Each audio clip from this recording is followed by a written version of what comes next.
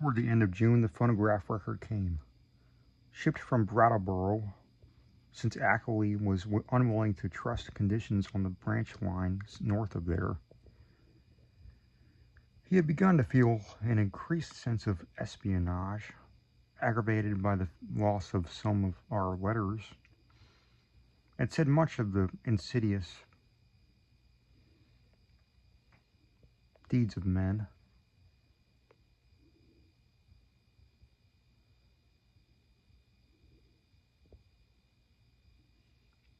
About the insidious deeds of men, whom he considered tools and agents of its hidden beings.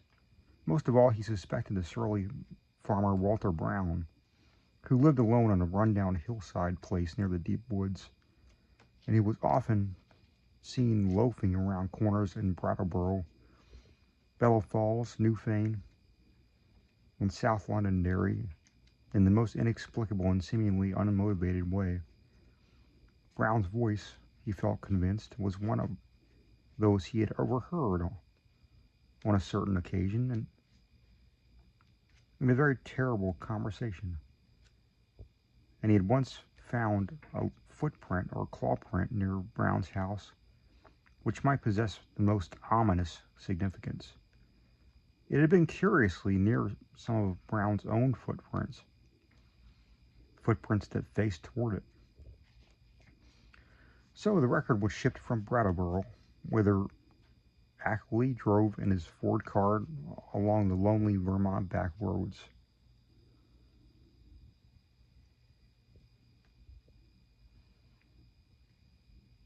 He confessed in an accompanying note that he was beginning to be afraid of those roads, and that he would not even go into Townshend for supplies now except in broad daylight. It did not pay, he repeated again and again, to know too much, unless one were very remote from those silent and problematical hills.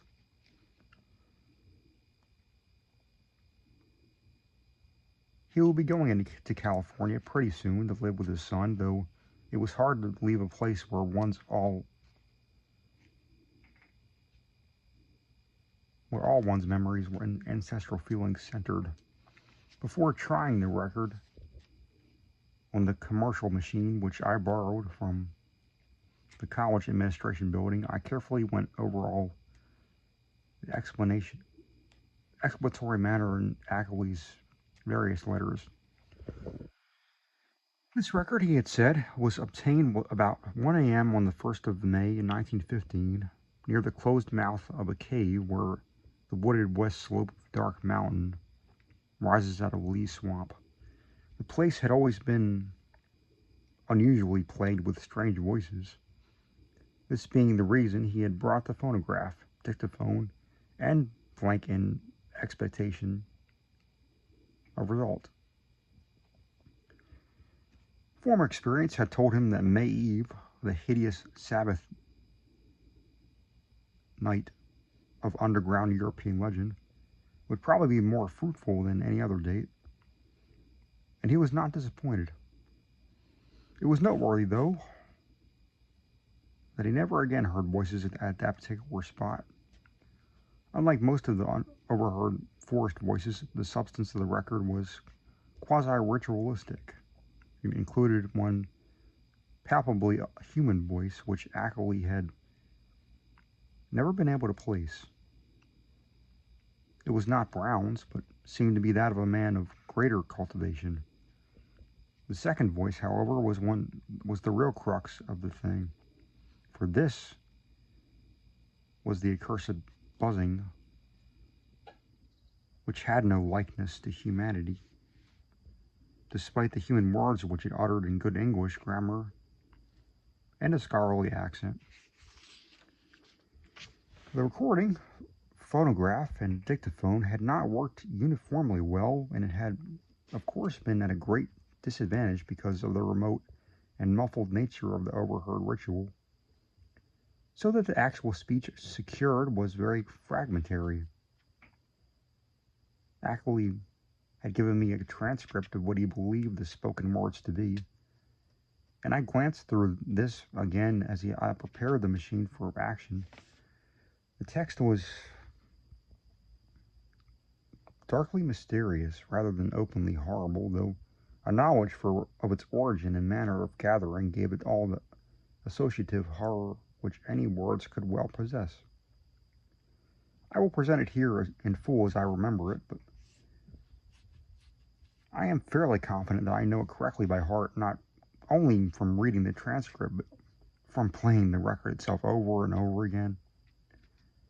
It is not a thing which one might readily forget.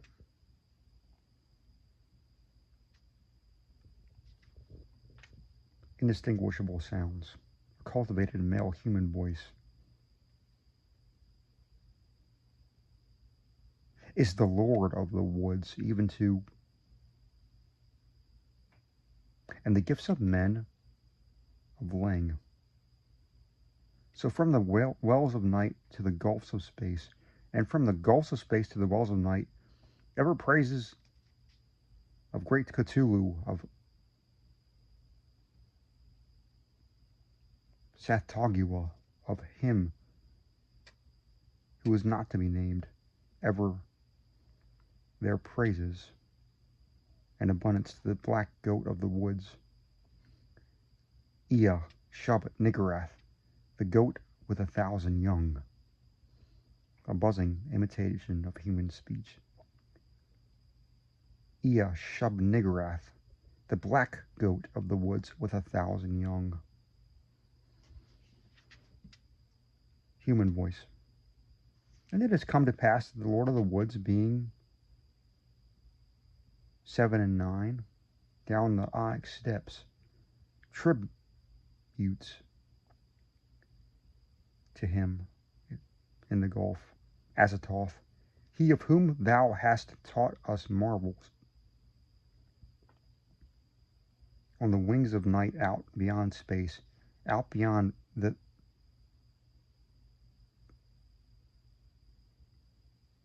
to that whereof Yuggoth is the youngest child, rolling alone in black ether at the rim. Buzzing voice. Go out among men and find the ways thereof, that he in the gulf may know. To Nyarlathotep, mighty messenger, must all things be told, and he shall put on the semblance of men the waxen mask and the robe that hides, and come down from the world of 7 suns to mock. Human voice. Nyarlathotep, great messenger, bringer of strange joy to Yuggoth through the void, father of the million favored ones, stalker among. Speech cut off by end of record.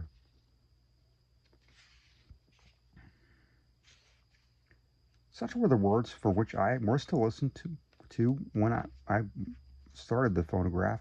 It was with a trace of genuine dread and reluctance that I pressed the fever and heard the preliminary scratching of the sapphire point, and I was glad that the first faint, fragmentary words were in a human voice, a mellow, educated voice which seemed vaguely Bostonian in accent, and which was certainly not that of any native of the Vermont hills. As I listened to the tantalizingly feeble rendering, I seemed to find the speech identical with Ackley's carefully prepared transcript. On it chanted in that yet mellow Bostonian voice, Ea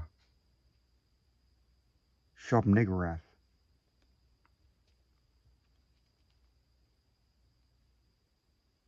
the goat with 1,000 young. And I heard the other voice.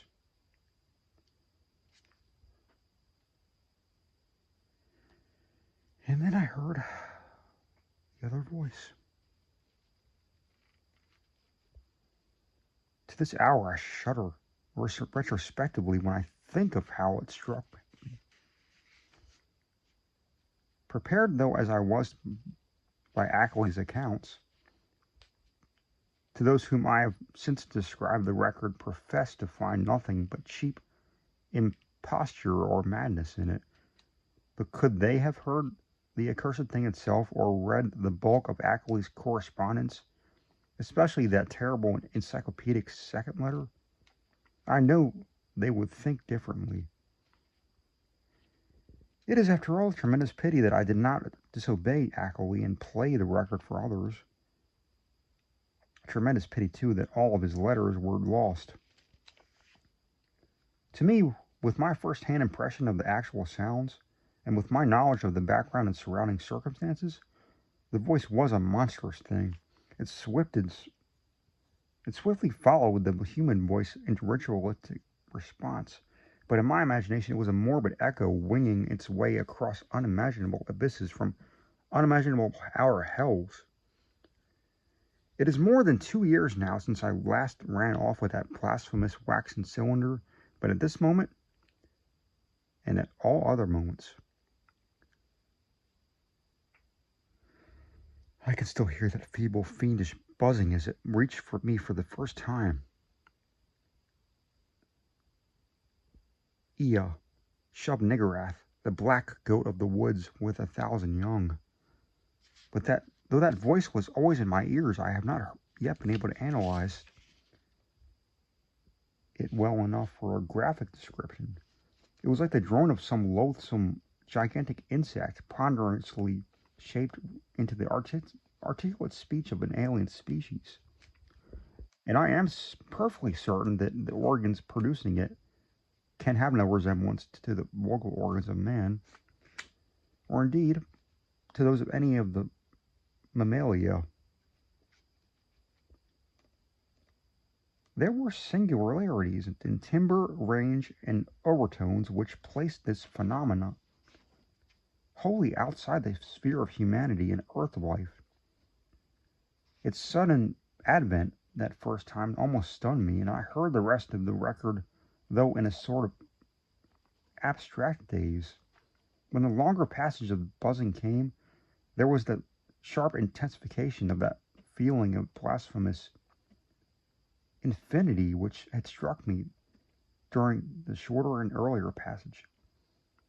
At last, the record ended abruptly, during an unusually clear speech of the human and Bostonian voice, but I sat stupidly staring long after the machine had automatically stopped. I hardly need say that I gave the shocking record many another playing, and that I made exhaustive attempts at analysis and comment and comparing notes with Ackley. It would be both useless and disturbing to repeat here all that we concluded, but I may hint that we agreed in believing that we had secured a clue to the source of some of the most repulsive primordial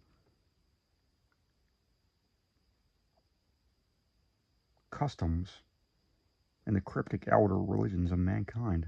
It seemed plain to us also that there were ancient and elaborate alliances between the hidden outer creatures and certain members of the human race. How extensive these alliances were, and how their state today might compare with their state in earlier ages, we have no means of guessing, yet at best there was some room for a limitless amount of horrified speculation.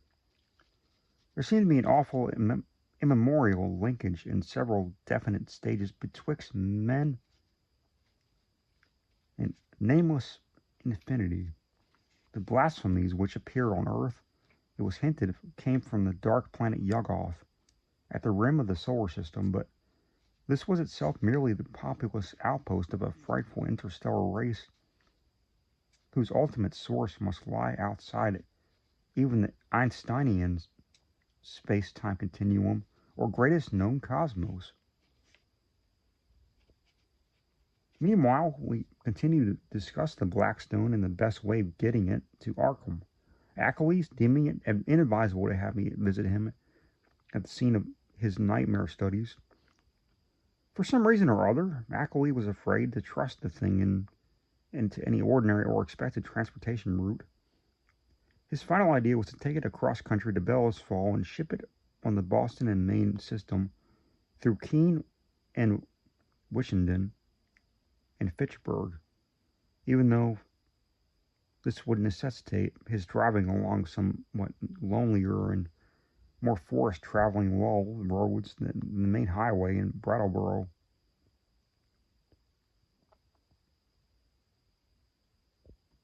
He said he had noticed a man around the express office at Brattleboro when he had sent me the phonograph record,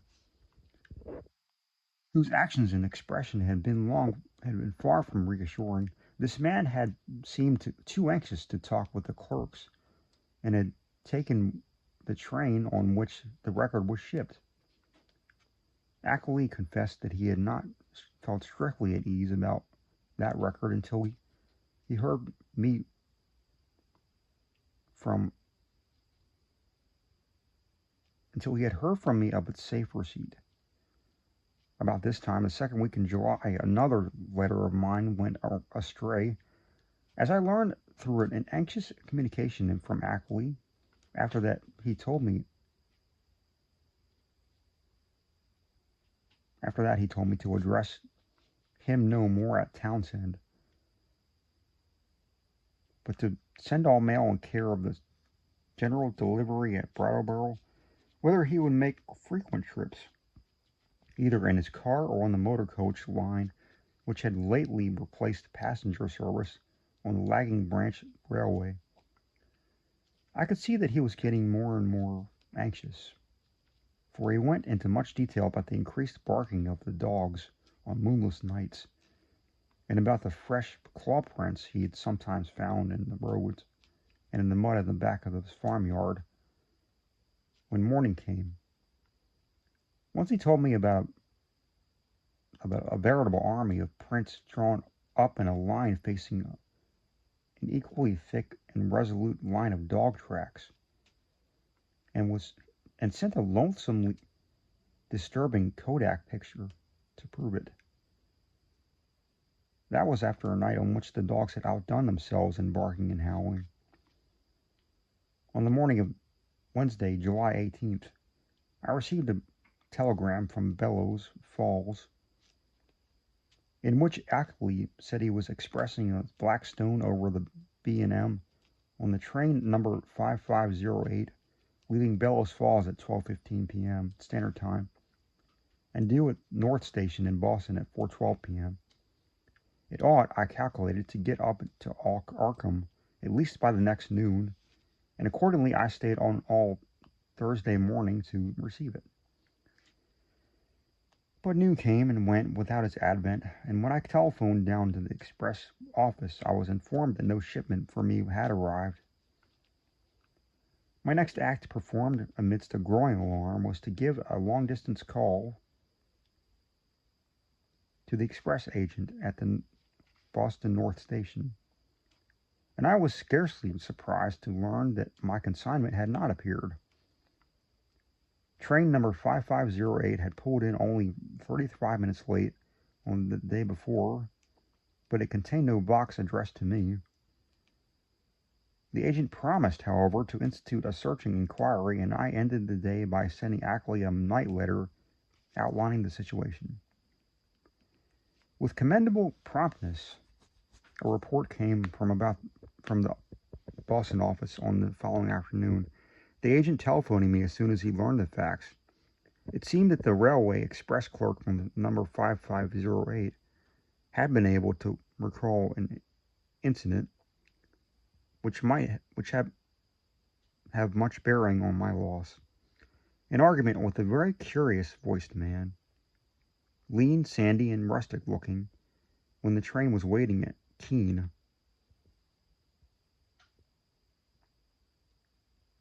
N.H. shortly after 1 o'clock Standard Time.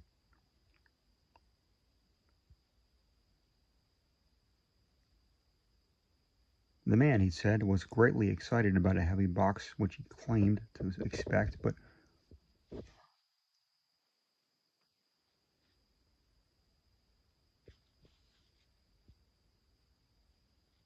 which was neither on the train nor entered on the company's books. He'd given the name Stanley Adams and had had such a queerly thickening droning voice that it made the clerk abnormally dizzy and sleepy to listen to him. The clerk could not remember quite how the conversation had ended, but recalled starting into a fuller awakeness when the train began to move. The Boston agent added that his clerk was a young man of wholly unquestioned veracity and reliability, of known antecedents, and long with the company.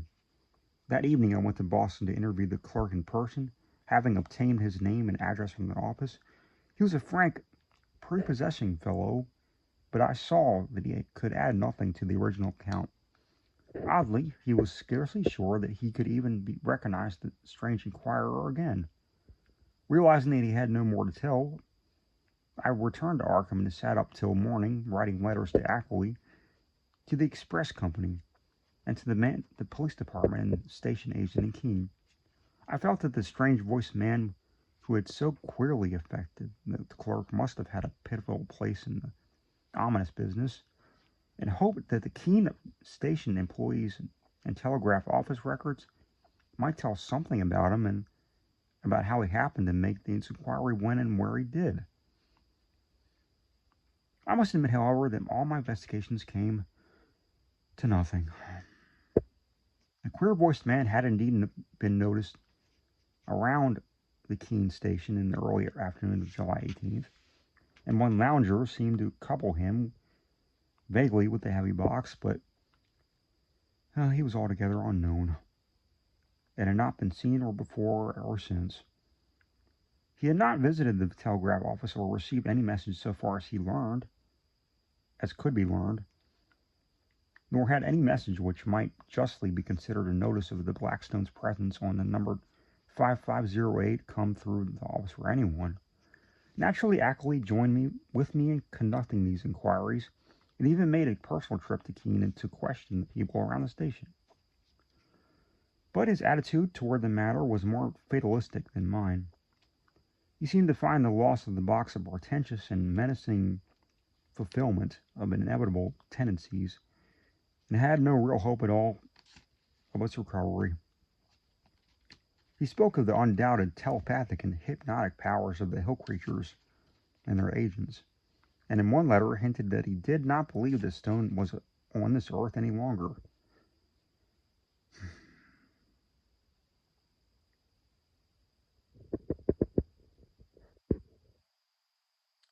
For my part, I was duly enraged, for I had felt there was at least a chance of learning profound and astonishing things from the old bordered hieroglyphs. The matter would have rankled bitterly in my mind had not Ackley's immediately subsequent letters brought up a new phase of the wholly horrible hill problem which at once seized all my attention.